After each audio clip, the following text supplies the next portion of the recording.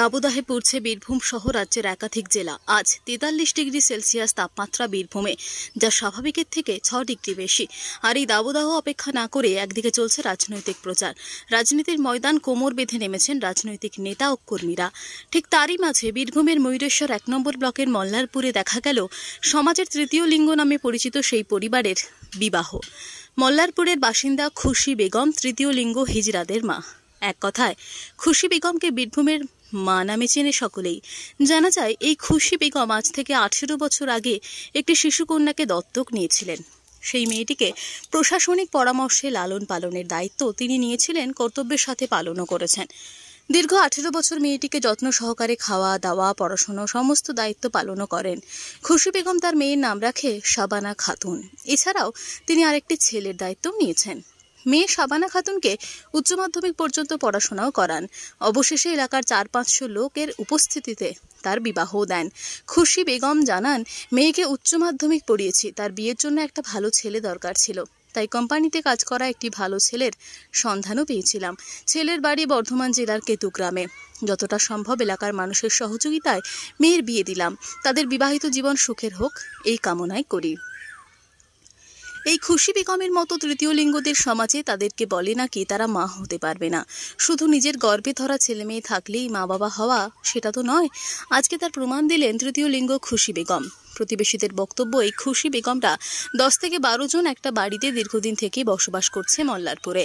তাদেরকে দেখে সমাজের অনেক মানুষ অনেক কথাই বলে। তারা খুব কষ্ট করে প্রতিটা বাড়িতে, ট্রেনে, বাসে, আবার কখনো রাস্তায় দাঁড়িয়ে টাকা তোলে।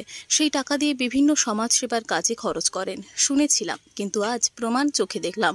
6-7 লক্ষ টাকা খরচ করে যে দত্তক নেওয়া মেয়ের বিয়ে দিচ্ছে এবং 400 থেকে 500 লোককে খাওয়া দাওয়া করাচ্ছে, এটা সমাজের একটা বিশাল শিক্ষা। এটা আমার ছেলে 18 বছর হলো। হ্যাঁ, কত বছর বয়সে ওকে দত্তক নিয়েছিলেন? আমরা বাচ্চা, একদম বাচ্চা শিশু বাচ্চা থেকে দত্তক নিয়েছিলাম। সিনি দিদি আমাকে দিয়েছিল, খুব খুশি আমি। কোথায় বিয়ে দিচ্ছেন? কেতুগ্রামে বিয়ে দিচ্ছি।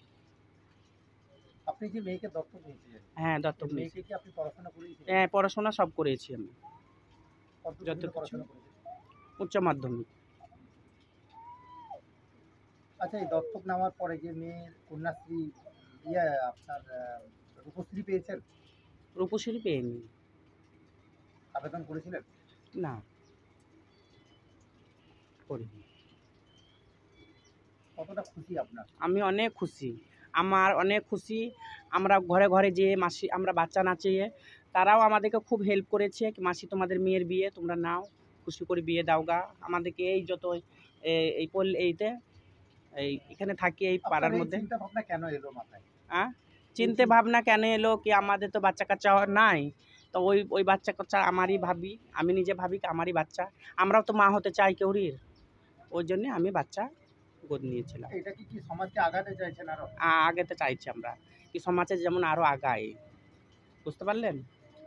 যেমন আরো যেমন আমাদের মতো আরো আগাতে চাই। আমরা মানুষের মতো আমরাও বাঁচতে চাই, কি আমরাও মানুষ। কি নাম আপনার? খুশি। আপনার মেয়ের নাম কি? মেয়ের নাম শাবানা। খুশি কি আপনার? খুশি বেগম। মেয়ের কোথায় বিয়ে দিচ্ছেন? কেতুগ্রাম। বর কিছু করে? মানে আপনার হ্যাঁ, জামাই? কোম্পানিতে কাজ করে।